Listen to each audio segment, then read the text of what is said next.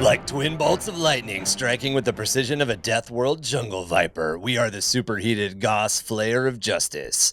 665.66 UHMR Chemrat Radio. Coming to you live tonight from the last stop before the sump, the hangnail, down here on sublevel 999. And what better place to wait out the blood rain drenching the Underhive than a bar filled with the stuffed and mounted trophies of demons and weird Xenos. In other news, 4 armed emperors have wandered out of the Frosthollow and Sump once again, causing havoc all across the thermal core districts, bringing an early opening to culling season as Administratum bounty stations reopen. About damn time. Gotta finish this necklace of teeth and claws. Does anybody know what the stuff is called that comes out of the flamers' finger holes? I think it's orange. It's a secretion of some kind, but I cannot, I don't know what to call it. It's not mucus, but it's not mucus, and it is flammable. Ah yes, coming from the Demonussi. Yeah. The finger demonusy? The Fingussi? The Fingussi. And that's the first Ussie that you're going to get today. Okay, Rule 34, finger demon hussy. Is that what I'm searching for? No. Does anybody have their Alexa on right now? Alexa, Google search. No. All right, this is where I get to tell Chac about the origins of some millennial slang, or I don't know, it's Gen Z. It's Gen Z at this Gen point. Z or Gen Alpha? Gen Z. Okay, Gen so Alpha is just making those skibbity toilet videos. So the Ussie is not hussy. The Ussie is for the word, we're going to have to bleep this out, pussy, right? No, I know that. That's why I didn't use it. To replace the P with a B for the bum, which is the bussy. The bussy, yeah. And then the flamers got the Fingussie. And then I have to let you know, unfortunately, I'm not that old. I understand. Chac is like, I spend way too much time on TikTok. I'm on the internet. I know what a bussy is.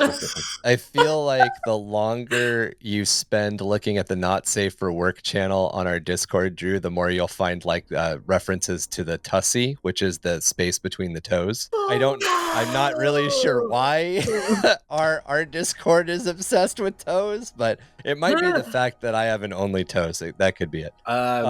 Is a little bit of are any of these like producers for like Nickelodeon's television shows? Because that might be a way. I mean, Dan Schneider and I did work together when we came up with My Toes Playing with Mayonnaise. Okay, it's a good show. Do not search for Rule 34 Fingussie. Just don't do that, guys. All right. And by the way, for certain people, the correct term, the preferred term now is trussy. Okay. Well, to get back to the rest of the radio intro, hopefully, and I really hope that nobody I know listens to this. One of my coworkers does, I think. None of this is getting cut out now. Hopefully, just a figment of your imagination and not a critter creeping up behind. I am your friendly neighborhood Goblin King, and I am joined today by a menagerie of mutant rat hunting maniacs, including the Mistrick of Sonic Malevolence and the ever-chosen of Electro Death herself, Emmy. Hello. Welcome. Performing tonight for drink tickets, but really hoping that they'll let me take home one of these taxiderm demons.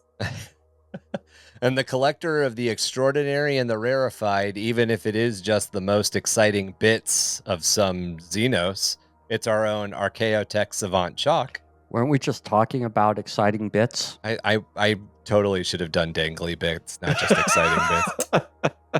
And along to remind us just how much of a mess we make when we're negotiating our way out of a corner, it's the Avenger of Solvents and the Sultan of Stains, Drew. Thank you for having me again, ladies and gentlemen. But I would like to remind you that you should not mix household cleaning chemicals because you may accidentally virus bomb an entire neighborhood. That's how the Hab district goes down. You win some, you lose some. What can I say? If you see a mop bucket with my name on it, it is not mine. You know what I mean? You know what I mean? I got what you're laying down. If you guys want to see what 4 Warhammer nerds look like while they're recording a Warhammer 40k lore podcast, you should head on over to patreon.com/under the Hive of Madness right now and sign up, because there is a video version of this podcast. It even has some like official/unofficial artwork and miniatures that we find on the giant Google machine.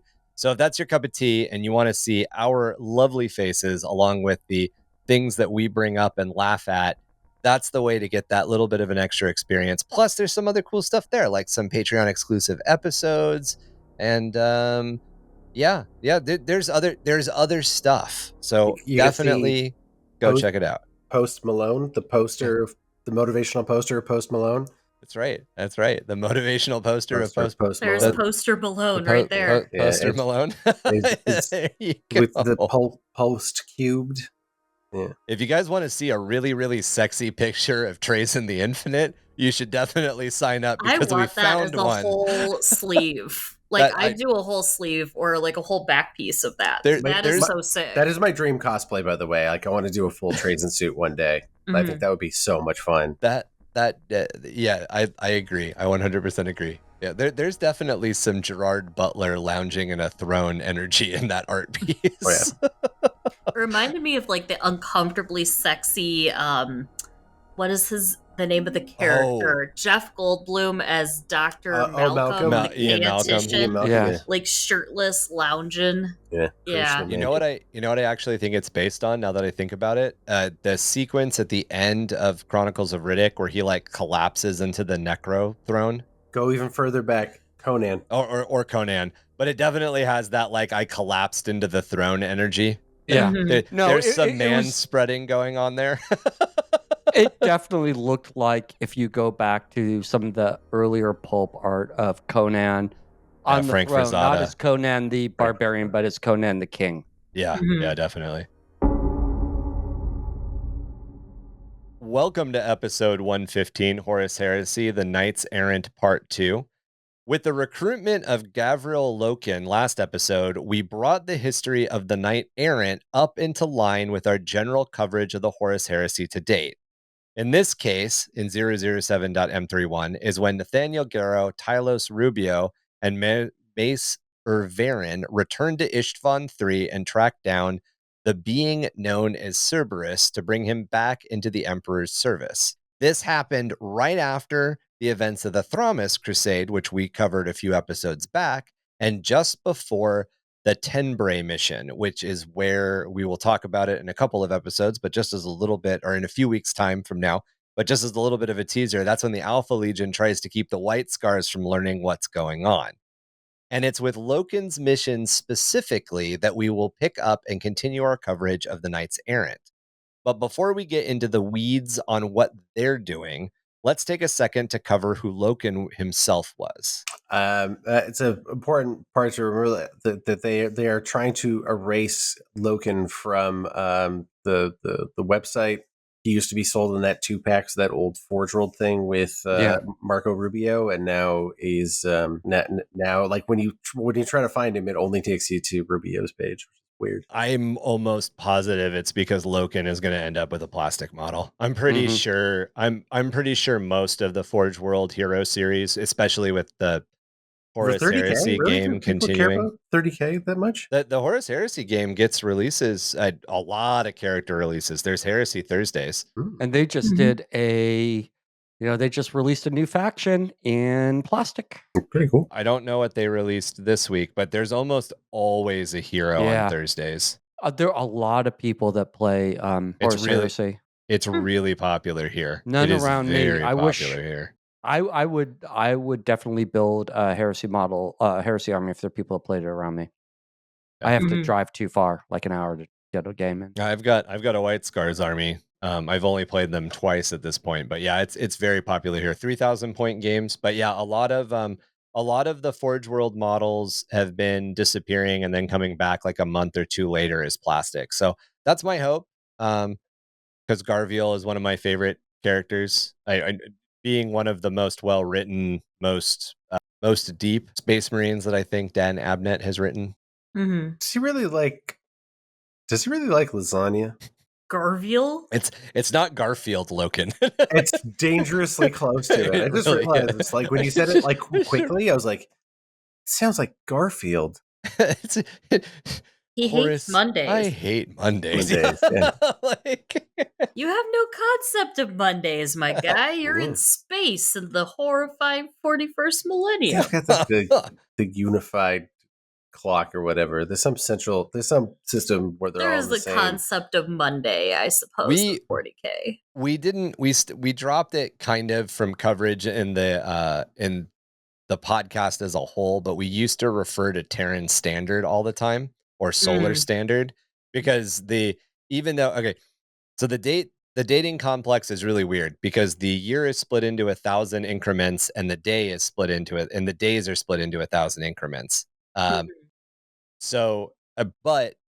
the clock is still 24. Yeah, it's really weird.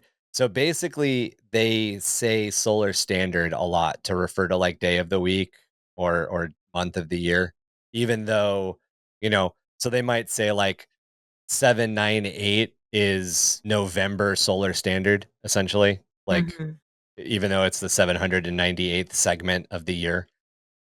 I was never a son of Horus. I was and remain a Luna Wolf, a proud son of Chthonia, a loyal servant to the Emperor, beloved by all. I am your enemy.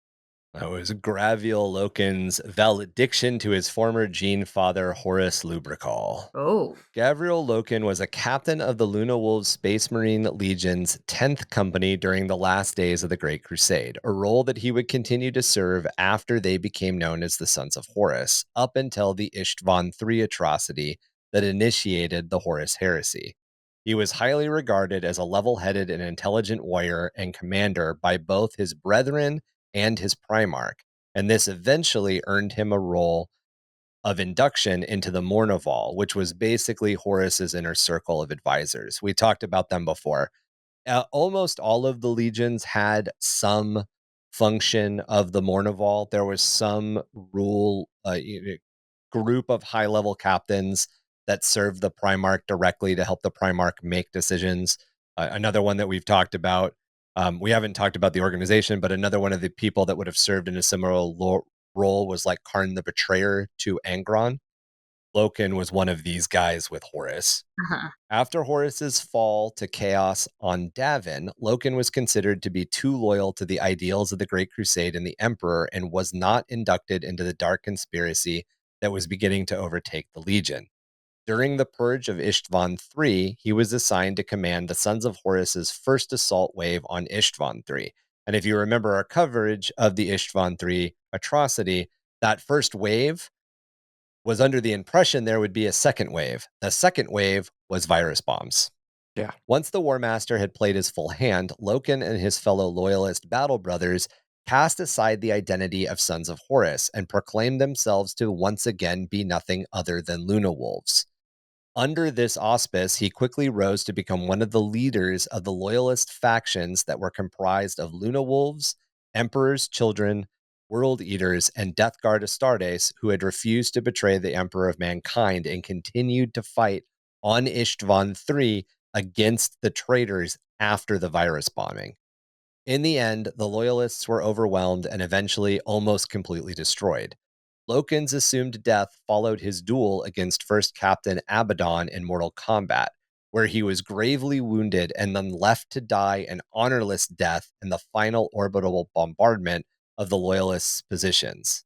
And this is essentially what broke his mind and led to that passage Drew read last episode, where we talked about there was this feral Astartes that was essentially hunting down anything on Ishtvan III that was still alive, who had become known as Cerebus. And it took Nathaniel basically reminding him of who he really was to like draw him back into the fold. These people need better help. And I'm not, maybe not better help. That's a terrible service, but if somebody could just sit down. We're never going to get a sponsorship. But somebody needs to sit all of these people down and talk to them about their attachment style. Mhm. Yeah. Also, I do like. I didn't realize that they were in Mortal Kombat, but like I think that's pretty cool. Do they fight Sub-Zero too? That'd be neat. It's spelled with a C. That's a different one. Sorry. Is Yeah, that it's the a one with different Mortal Chun-Li? Kombat. Yeah. Or is No, Chun-Li that's Street Fighter? I'm That's thinking of Street Fighter. Katana, right? That Katana? Katana is Mortal Kombat. This is going Yeah. way too fast for me. I can't keep up. Did we just out nerd you?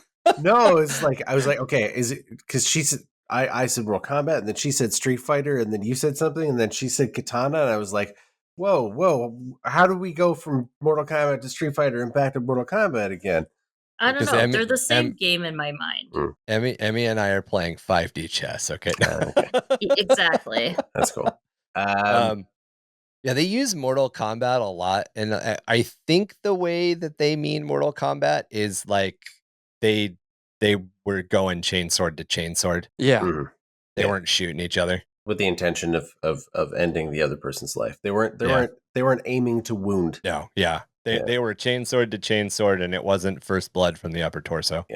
I find I mean obviously interesting that like he's up there in the annals of the biggest sort of like bad chaos villain, you know, that comes out of this thing, right? Like Abaddon, you know. So like that's kind of interesting. It would be cooler if he was still around. You know, but Yeah, Abaddon was to give like make him he's like a foil of Abaddon in a sense, right? Yes, Like in a lot of ways. Yeah. And that's actually why he was brought onto the Mournival. And Abaddon is one of the people who suggested he become part of the Mournival. It's really funny that you put it that way because Abaddon said, I can always count on Loken to argue against my baser instincts. Like Abaddon knew that he needed that check against him. right. And Abaddon is another incredibly complex and kind of complicated character because Abaddon does not like what is happening at the end of the heresy. He kind of likes it at the beginning because Abaddon is very much of the mind that the Emperor needs to not be in power. It's when all of the wheels come off and Abaddon sees what the ruinous powers are doing to his legion and to his Primarch, where he's like, "What the fuck?" But at that point, Abaddon is also like in for a penny, in for a pound, and figures out how to manipulate the ruinous powers moving into the 40th millennia. So Yeah. That's why he is who he is and why it's Chaos Undivided. yeah, being one of the few Primarch level power characters in the game who is a Chaos Space Marine who is not enslaved by the dark powers. Like Abaddon very much holds their reins rather than them holding his reins, which makes him a very, very unique character in the 40k setting because there's not many other Chaos characters that can claim. Maybe Be'lakor, but Be'lakor is a demon, so it's like that level. Fabius Bile.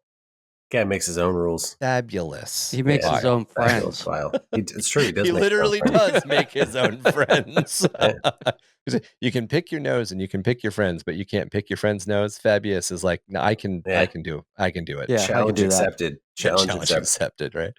Garviel Loken's first mission for Malkador was the Dark Angel's homeworld of Caliban in 007.m31, alongside his former comrade in the Luna Wolves Legion, Aikato Kuruz. Cruz. It's just a different way of spelling Cruz. Yeah. I think so, yeah. Okay, Ikatin Cruz. They were going to get Cruise as another character. Right. They were sent to ascertain the First Legion's strengths and loyalty to their Primarch, Lionel Johnson. Loken allowed himself to be captured while infiltrating the Dark Angel's fortress monastery of Uldurk. Shackled and bound, he was soon interrogated by Caliban's regent, Luther, where he identified himself only as Cerberus, going back to that old name. However, Luther could accurately determine his captive's status as a former Luna Wolf based solely on his Chthonian accent. So even though Loken is in the Knights-Errant armor with no indication on it, and even though Luther never necessarily fought next to Loken, he was able to figure out like, okay, you're part of the Luna Wolves. I can hear the way you talk, bro. Loken's captor then mentioned his prior experience fighting alongside the Luna Wolves at Cardacine and Zeramund, which triggered Loken to experience flashbacks. It was then under the further study by Torchlight that Luther recognized Loken finally, if only vaguely, as he was still unsure of his captive's identity. So again, he recognized who Loken was, but he didn't know that it was Loken, or maybe he never actually like fought with Loken. Luther questioned Loken as to why one of the Legion would be spying on one another, which showed Loken that Caliban was still in the dark regarding the broader events of the continuing Horus Heresy. Though he wished to tell Luther the whole truth, he felt that Caliban was surrounded by darkness and would eventually fall to the side of the traitors. Unsatisfied, Luther took his leave from Loken's cell. The Knight-Errant was next confronted by a small hooded figure in his cell, a watcher in the dark. Through telepathy, the Watcher gave Loken a small fraction of its ability to sense Luther's feelings. It offered no further explanation as to its presence and freed him from his bondage. He wanted Loken to explain what he had witnessed to both Rogel Dorn and the Sigillite, mainly that Luther was ignorant of the broader events of the Horus Heresy and had been left behind with his ambition fueling resentment towards the Lion. This complicated Loken's mission, which had been to determine where the Lion's true loyalties lay. Then, during his escape, Loken was discovered by a mysterious figure who held a power blade to his throat and spoke the startled Knight-Errant's name. The figure revealed that he was the Lord Cypher and proceeded to assist Loken in his escape. When they encountered a lone Dark Angel sentry, Cypher ordered the guard to hold so Loken could subdue him. Unfortunately, this was insufficient, and Cruz killed the Astartes with his stalker pattern bolter. Enraged over Cruz's callous disregard, Loken chastised the older Knight-Errant for such a brutal action, explaining that this Dark Angel's death might tip the entire First Legion against the Imperium. The veteran warrior dismissed Loken's misgivings, explaining that the Sentry was not the first loyal servant of the Imperium he had killed, nor would it be the last. And it gives you a little insight into Cruz's sensibilities. With Cypher's help, the two Knights-Errant then escaped the Fortress Monastery. While they had failed in their original mission, they had perhaps found something more significant, a potential recruit in the form of Cypher. The Dark Angel was aware of the wider events unfolding across the galaxy, but explained that the events on Caliban were way too complex. Cruz offered his old comrade the opportunity to become one of Malcador's agents. Ultimately, Cypher refused, needing to continue to serve in the shadows. Loyal to the Emperor, but unremembered and unknown. Well, do we know who Cypher is at this point? Because This is we the don't beginning always of. know who Cypher is. Yeah, this is just the current Lord Cypher. This is like the teeing up the concept of. Yes, this is the 30k Lord Cypher is how I should have said that, not the current Lord Cypher, because that, yeah. This No, is the, it's this just is that the he said Dread Pirate Roberts, sir. Yes. Thank you very Yeah. much. No, it's just that the line that you put in was his old comrade. It's Cruz's old comrade. So Cypher and I see what you mean. It's not revealed why Cruz knows who Cypher is. Okay. Because I don't think we know who Cypher is at this in 30k. And we don't know who he is in 40k. We know a couple of times in between. It's a title too. And that's why I put, the title is the Lord Cypher. Mm-hmm. It's not like Cypher is not the character, so to speak. No, there's been multiple Lord Cyphers. But it is interesting that we're already seeing that, and we're already kind of seeing, and some shenanigans will happen on Caliban eventually, but we're already kind of seeing the cracks with Luther not necessarily being 100% in line with the Lion. Yeah. Mm-hmm. But who's the Watcher? Is that? Oh, the Watchers are cool. The Watchers are Watchers are little Xenos. Oh. And they Watchers just go in the dark. Yeah, they go around. They're Jawas. Yeah, they're Jawas. So if you get the you mean the Hurad? No, I mean they're Jawas. So if you get the model for what's his name? Oh, those little guys. Yeah, they've been around for they're so cute. ages. They've been around forever. Yeah, holding is it Azrael's helmet? Azrael's helmet and sword. Yeah. Wings are neat, man. All you ever see is their beady little eyes looking out of the hood. They're Jawas. They just wear green, not brown. We'll get much deeper into what the Watchers are in our Dark Angels coverage. They play into the new books, the Return of the Lion also. They're cool. They're very interesting. They're very neat. But yeah, there's some and this kind of happens a lot. Emmy, we had talked about quasi marines. Luther is another one of those. Yeah. Was a little too old to receive all of the surgeries. Ah, okay. If I recall correctly, Luther is another one of those examples of somebody. He may have received everything, but I'm pretty sure Luther is another like Corferon level guy where he Right. he was a little too old to get all the surgeries. He's pretty much confined to his armor. The power armor is doing a little bit more for him than anything else, sort of. Right. So to switch tacks here, following the majority of the Blood Angel Space Marine Legion and their Primarch Sanguinius's disappearing into the Cygnus system in 005.m31, it was presumed that the entire legion, not chapter, it was presumed that the entire legion had been lost. So in 008.m31, librarian Tylos Rubio was sent by Malcador the Sigillite to Ball to meet with Warden Arcad. Yeah, Arcad. I want to say Aknard, but it's not Aknard because it's AR. Yes. With Warden Arcad. Arcad. The acting regent of Ball. Arcad and 20 fellow Blood Angels stood guard on their legion's homeworld, desperate for news of their brothers, but the ruined storm had cut off all travel and communication with the Cygnus system. We covered all of the events in the Cygnus system and with the Blood Angels several episodes back. I think it was in our first chunk of Horus Heresy episodes. If you guys need a refresher, go check those episodes out. Rubio's arrival was a surprise, and the Knights-Errant had the misfortune of being the bearer of bad tidings.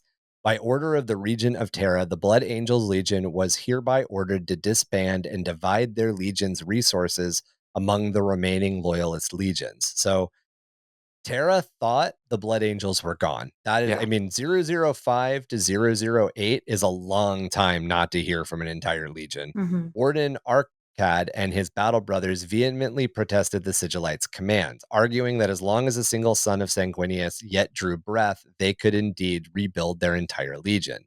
Still, the loyalists could ill afford to let such valuable resources fall into the hands of the traitors. Rubio could sympathize with his cousin's outrage and pain over the proposed disbanding of the Blood Angels, since he knew what it was like to lose an entire legion, having been exiled from his own due to his violation of the Emperor's decree absolute when he utilized his powers to save Angentinia Primus Garo on Calth. The Knights-Errant explained that the new organization was being formed to counter the dark powers that Horus Lubrical had aligned himself with. But the Blood Angels commander disregarded the Sigillites' messenger and, along with his battle brothers, vowed to undertake a suicide journey to find their missing Primarch. So this makes it sound to me like there's only 20 of these dudes left at this point.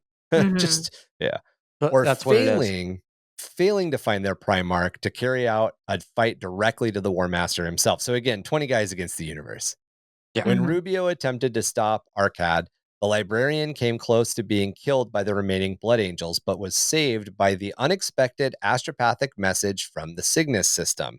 Sanguinius and the Blood Angels yet lived, and with that, the warden ordered Rubio to depart Ball. He would have him return to the Sigillite empty-handed. Satisfied that the Blood Angels had survived, however, Rubio was only happy to do this. Now, this is one of those, like, he failed his mission, but did he really? Because the real mission was, are the Blood Angels gone? And at least he can go back to Malcador and say, nope, they're back. It's all right. Just as they're about to kill each other, they got a phone call. Yeah. Yeah. Right? I kind of imagine it was a little bit more Arcad was going to attempt to kill Rubio and probably lose horribly. So I don't think you want to take on a top level librarian, but whatever. Did you see it? I did. We both just made Garviel Loken, but like Garfield Loken memes. For the good job. Good job. We just stuck them in the chat. I approve. They're in the Discord. We couldn't help it. I hate Mondays. If you understand, it's layers of references here. Wow. Wow. Like those have to end up in Meme Hammer. Okay. Like a lasagna. Yeah, because like layers of references. Yeah. Feel free to share the memes with the boys and girls. One of the reasons that we're kind of focusing on the Horus Heresy, though, the way that we are focusing on the Horus Heresy is we're giving every legion a little bit of a snippet of what their character is before we jump into each of the legions and their primarchs, and before we jump into the chapters of Space Marines. And there are a lot of Space Marine chapters, and what we will most likely do is cover the Space Marines as a faction in total, and then we'll cover the Primarchs and a little bit of their history in detail, and then we will start to kind of pick chapters that we really like. So, maybe 10 years from now, we'll have done like a quarter of them. Exactly. There are only 1,000. Yeah. Well, yeah. Only. We're starting with the Rainbow Warriors. Rainbow Warriors are definitely on the list of people I'd love to talk about. But yeah, and as we cover the history this way too, covering the Horus Heresy and then covering events like the Badab War and stuff like that, we'll definitely continue to touch on people's favorite chapters, and that we're not trying to exclude anybody's favorites. We're essentially trying to cover everybody's favorites. So just bear that in mind, guys. If it feels like we've left your legion out, it's just a factor of they haven't been the general focus in the events of the Heresy yet. Blood Angels got their moment, but they definitely got their like early moment and then silence. Here's that second little tease. Your boys might be coming back into fashion. Let's talk about the events at Molech 009.m31. All right, well, you started it, so. Okay. All right, here we go. Malkador the Sigillite and Leman Russ, Primarch of the Space Wolves, conspired with Garviel Loken to send a Knights-Errant squad to infiltrate Horus's flagship, the Vengeful Spirit. This action was meant to prepare the way for an overwhelming Space Marines assault, led by the Wolf King himself, aimed at killing the Arc Traitor himself. Loken would command this vital mission as was sent to select his squad, recruiting 9 of his fellow Knights-Errant, including Telos Rubio, Macer Viren, Eichton Cruz, Rama Karian, Ares Voltic, Altan Nohai, Callian Zaven, and Tubal Cain. Leman Russ also appointed the Space Wolf Dror Tearfinger to the Sigillite's Knights-Errant. Loken attempted to recruit his fellow Luna Wolf Severian, but he refused to join the mission as he felt it was a doomed prospect. However, as the team prepared to leave Terra, Severian changed his mind and joined them despite his misgivings. Utilizing the technology advanced stealth vessel Tarnhelm and guided by Tubal Cain's advanced sensors and strategic planning, the squad successfully infiltrated Horus's flagship undetected. As they moved deeper into the bowels of the massive, chaos-corrupted Gloriana-class battleship, Dror Tearfinger left Futhark runes throughout the vessel to guide the coming Space Wolves' assault. It wasn't long before the Knight-Errant's presence was detected and they began to encounter resistance through the massive warship. Some died during these skirmishes, while the remainder of the squad was eventually captured and brought to Lupercal's court. They were arrayed before the War Master, who had just returned from his victory at the Battle of Molech. Horus then attempted to persuade his Gene son and former Mournival member Loken to rejoin him. However, Loken remained stalwart in his defiance of his Primarch in a moment that allowed his fellow knights to turn upon their captors. A brutal brawl followed, which led to the mortal wounding of Ares Wojtek and Proximo Tarkon, and the deaths of Grail Noctua, the demon Tormageddon's latest host body, and Eichton Cruz. The subsequent melee claimed the lives of more of Loken's squad before the Knights-Errant made their escape, as the Tarnheim, summoned by Loken, blew out the windows of the flagship's audience chamber, sucking them out into the void. Varen, Wojtek, and a rescued Ultramarine survivor from the surface of Molech, Centurion Proximo Tarkon, were put into induced healing comas while Rubio recovered. Dror Tearfinger and Severian then had to convince Loken that the mission's failure was not his fault. You always gotta love when the escape plan is blow the windows of the observation room. Well, it's just like Angron. The little guys following them around so they can patch the hole. Fix the ship, yeah. Well, I just like the idea of Tearfinger there tagging the spaceship as he goes along. He's got his little rattle can. Yep. Yeah. Just leaving his little runes.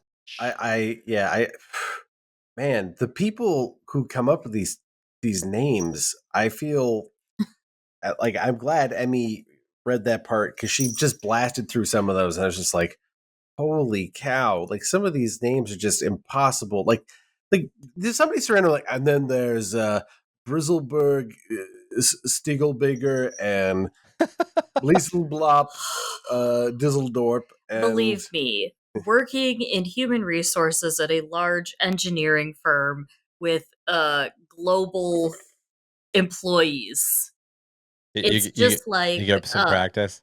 yeah, exactly. It's just like, when there's a new region you add, and now you have to learn how to pronounce Romanian names. Right. It's Well, I'm a they steal professional. these things from all over. oh, yeah. Jubal. You've got, where is it? Jubal Cain, Tubal Cain. Those are just two Bible characters mashed together. Oh, absolutely. I mean, you've got Jubal, or also pronounced Tubal, and you've got Cain. So let's stick these two guys together. And it's also somebody from. This is where the conspiracy comes in. A figure from Masonic lore. Sonic lore. Yes. Stonecutters. I also like that Steve no one Gutenberg. commented on the gentleman with two names. Which one? Grail Nocta, who is the demon Tormagon's latest host body.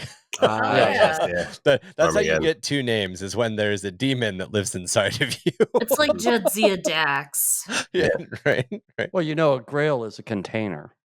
Yeah. It's a cup or a plate that is holding the essence of Tormageddon. And I love that.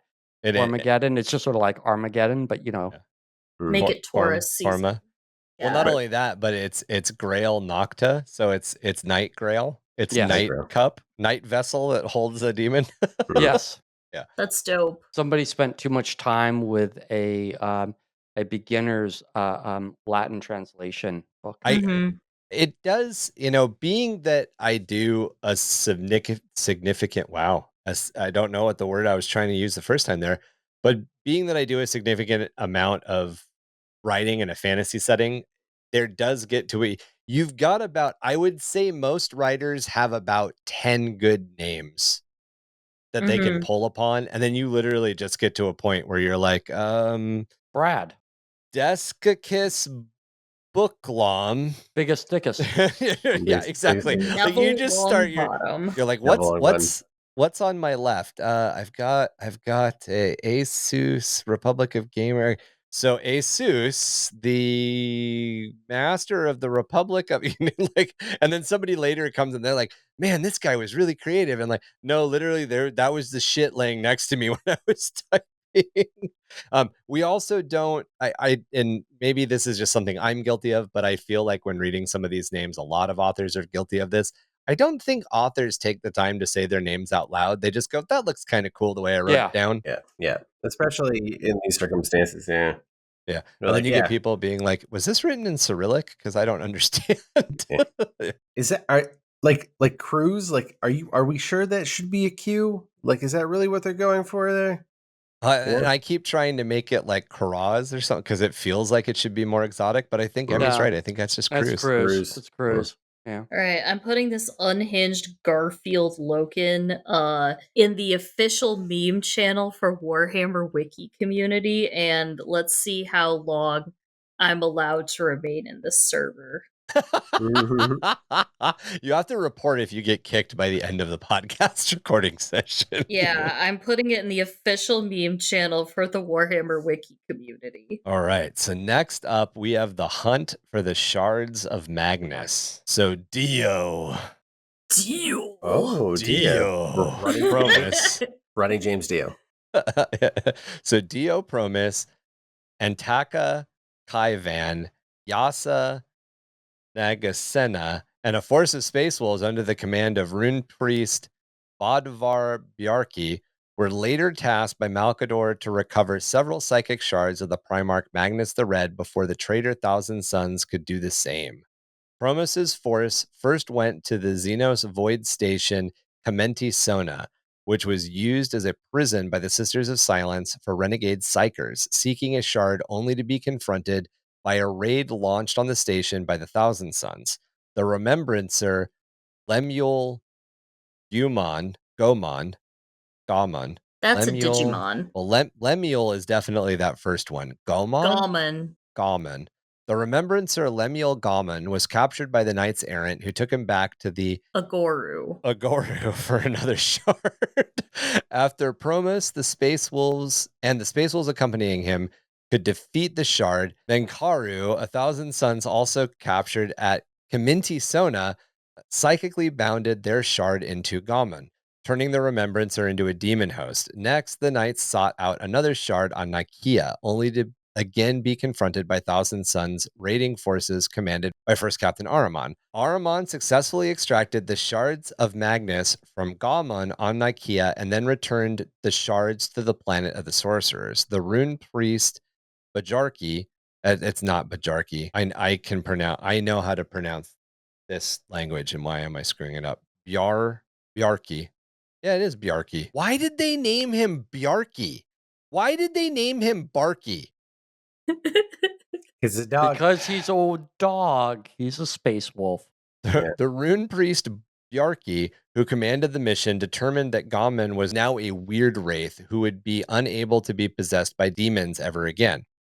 With this failure, the Space Wolves determined that they would take Gomon back to the Sigillite for questioning. As the mission ended, Bjarki and his Space Wolves slew Demo Promus after discovering he had murdered loyalists while attempting to find strong warriors for Malkador's plan on Titan. An So there's attack on definitely Titan, if you will. So there is definitely some wheels within wheels. Malkador being like, "Hey, I want you to find the strongest ones, and the way to find the strongest one is to attempt murder them. If they fail, they're not strong enough."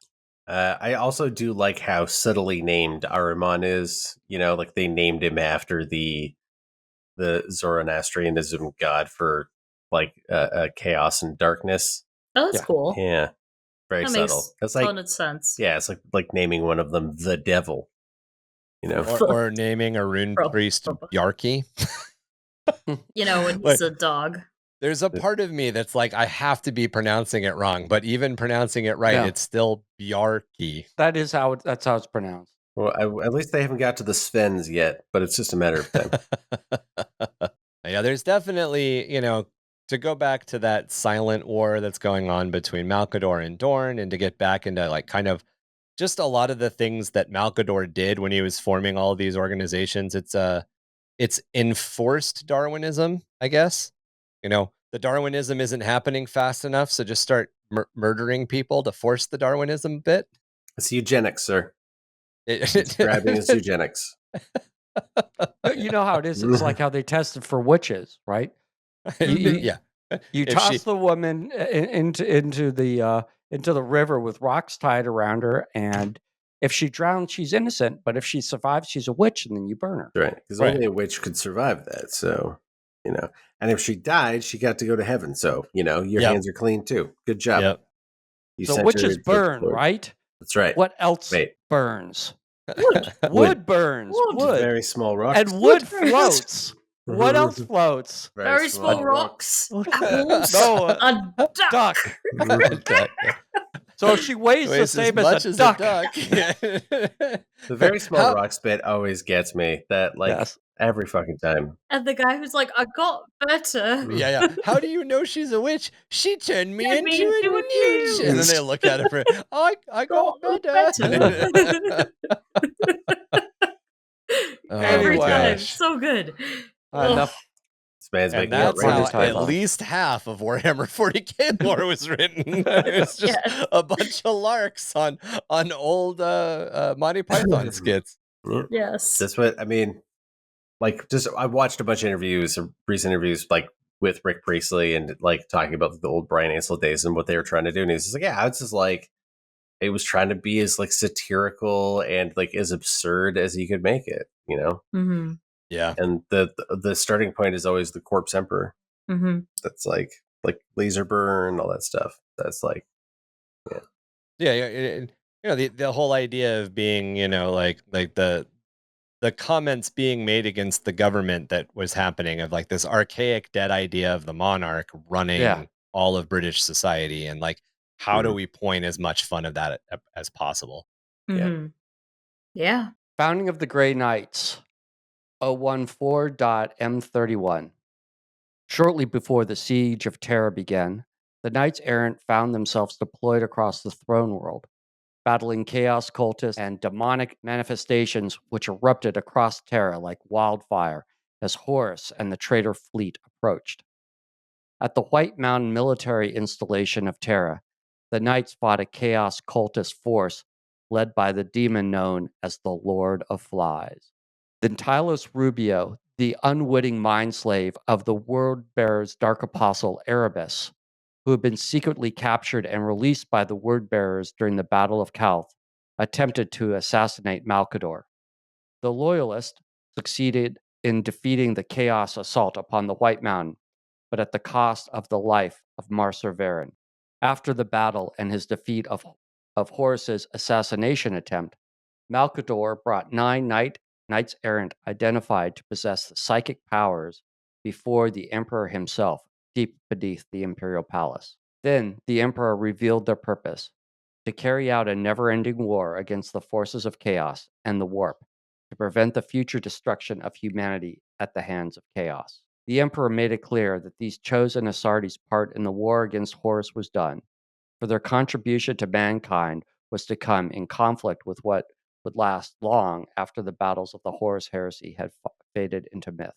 After their interview with the Emperor, the chosen Knights-Errant were led through a webway portal beneath the Imperial Palace by Malcador and his Aldari human hybrid clone, Ael Wintor, to a grand new fortress monastery that had been prepared for them on Titan, Saturn's largest moon. There they would begin the formation of what would become the Grey Knights. So in that same meeting where Malcador brings forward these 9 Astartes with significant psychic potential in front of the Emperor to basically be like, these are my chosen to become the Grey Knights, Malcador also brings forward several humans. I think it's like it's either 4 or 6 humans of incredible inquisitive nature, and they also have this little interview. It all happens at the same time. We talked about it in a past episode, and we will touch on it again. Mm-hmm. Those humans become the core of the Inquisition. Yeah. Ah, okay. Mm-hmm. That's why they're called humans of inquisitive nature. Yeah. Mm. And there's some of and there's some of the Knights-Errant that are still around that do not have psychic potential, and they will also form portions of what becomes the other arms of the Inquisition. Yeah, because remember, the Grey Knights have to be psychic. Yeah. I have a question. Okay. Yeah. Yes. How do they get the special gene seed in them?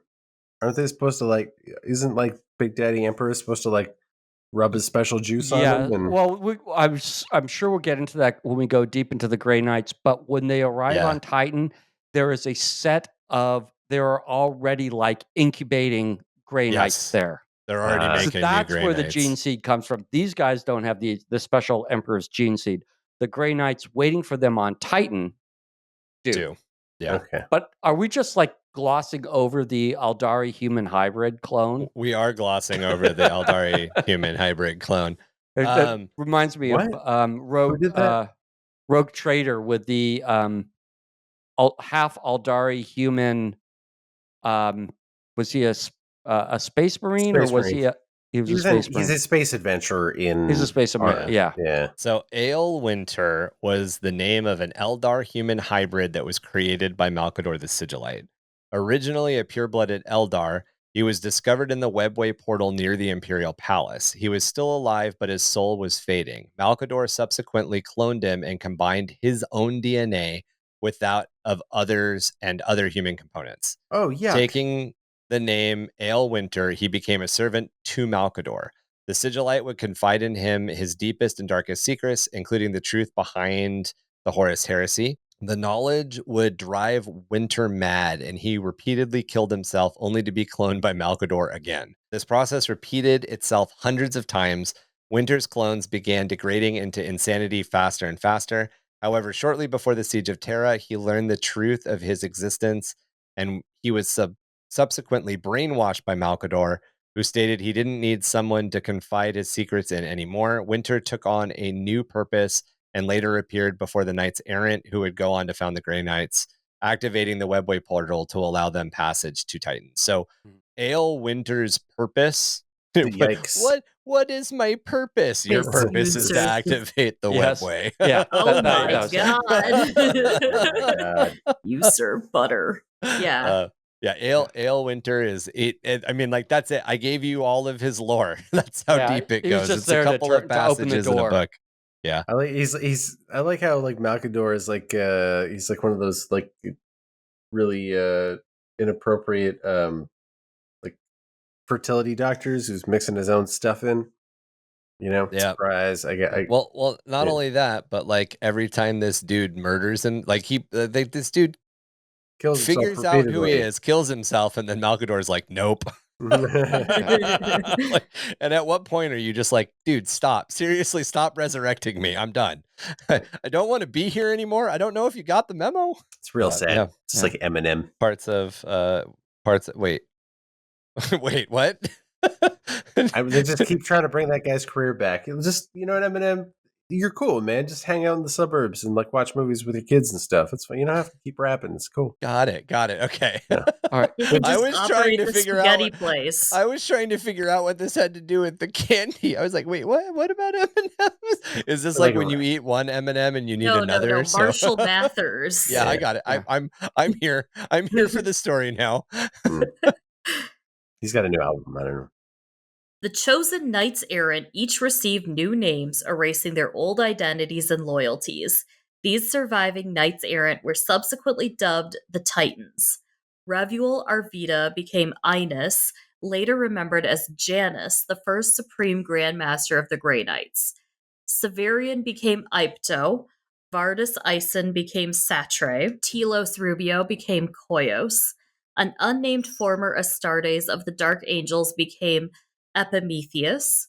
An unnamed former Astartes of the Raven Guard became Ogun. This was likely Antaka Saivan or Balsar Korthuri. An unnamed former Astartes of the Space Wolves became Jotun. This was likely Fyodor Stromgren. An unnamed former Astartes of the Night Lords became Chiron. This was most likely Fel Jarost. Garviel Loken was intended to become the Grey Knight's Grand Master Cryas, but refused to join as he felt his fate demanded that he confront the Sons of Horus one more time at the Siege of Terra. He joined Nathaniel Garrow and Helig Galler, the Knights-Errant who were not chosen to become Titans because of their lack of psychic powers, and together the three prepared to face the forces of Horus one more time during the Siege of Terra. I don't know if you guys have ever seen the movie The Grey, but they in classic what's his nut? I can't remember. Why can't I remember the name of that actor? The guy who plays Liam Neeson? Yeah, Liam Neeson. In classic Liam Neeson voice, he reads the poem and like the end of the poem is like once more into the fray. Oh, Or once something. more into the breach. Yeah, it's from Henry V. It's the Yeah. It's a Shakespeare play. Yeah. Charge of the Light Brigade. Yeah. This has very big like once more into the fray, once more into the breach, Mhm. once more into the gray energy Yeah, to it. the Feast of St. Crispin's Day speech. Yeah, It's good stuff. They were basically like, fuck it, let's battle one more time, this time with feeling. And that will wrap it up for this section of our coverage of the Horus Heresy, as we take a few episodes here to cover some other topics. But don't worry, we'll be back with much more of the Heresy soon. Thank you for just for you. Gussie.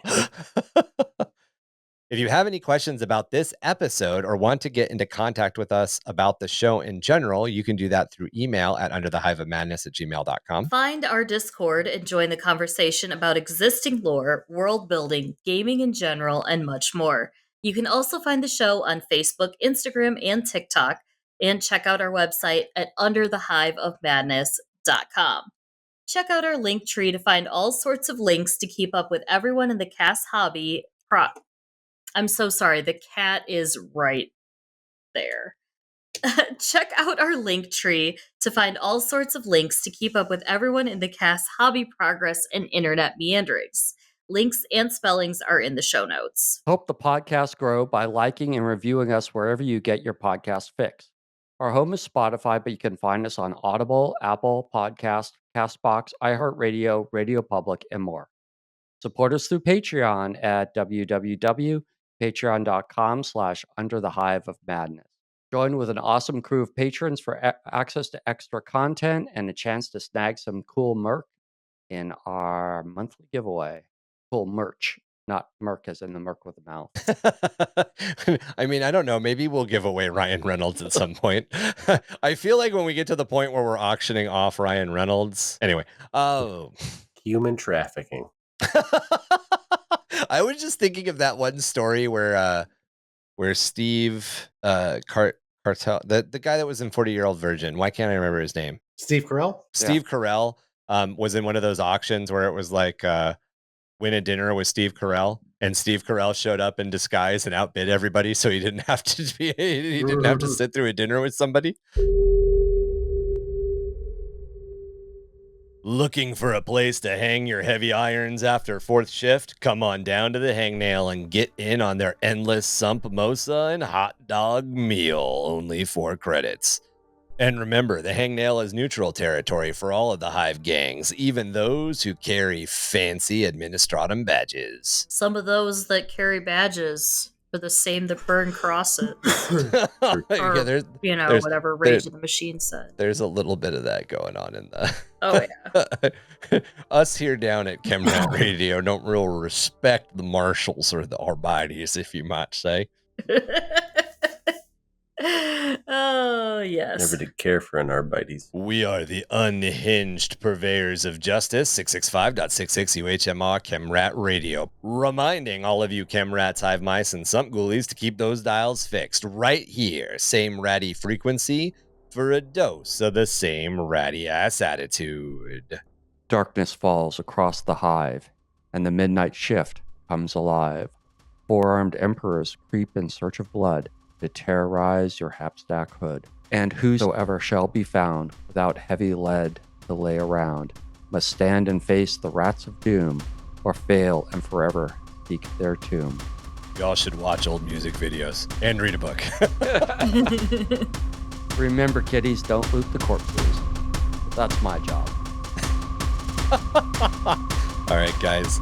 Thank you for joining us, and have a great fucking night.